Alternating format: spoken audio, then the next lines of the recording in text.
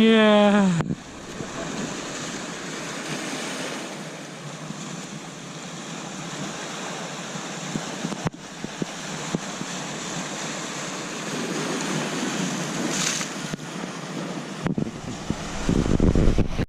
Miris kita lihat di mana-mana ada sampah plastik ya, yang bukan organik, yang tidak bisa diurai di tanah oleh organisme. Harusnya ini menjadi perhatian kita bersama untuk memperindah, mempercantik daerah kita serta menjaga lingkungan agar tetap bersih. Harusnya ini menjadi ya perhatian kita bersama dan mungkin bisa menjadi aktivitas atau program organisasi kepemudaan yang bisa mengambil waktu luang untuk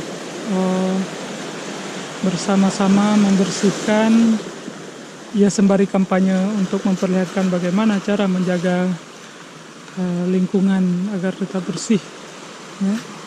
Sehingga para nelayan-nelayan di seputaran sini bisa juga peduli dengan nantinya membuat pamflet untuk kita jaga bersama, jangan membuang sampah sembarangan, apalagi membuang sampah ke lautan.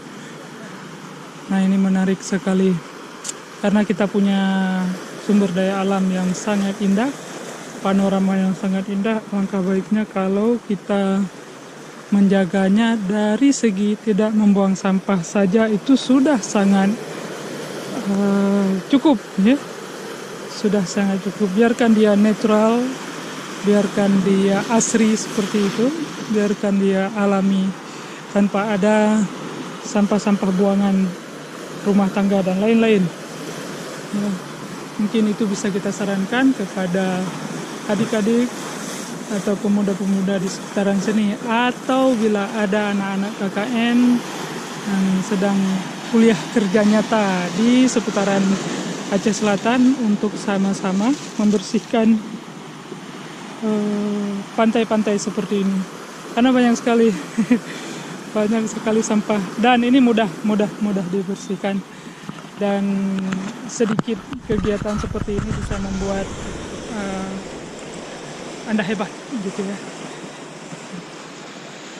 Kita lihat bot satu lagi yang sedang pulang, apa dia banyak bawa pulang ikan. Yuk guys, kembali lagi bersama saya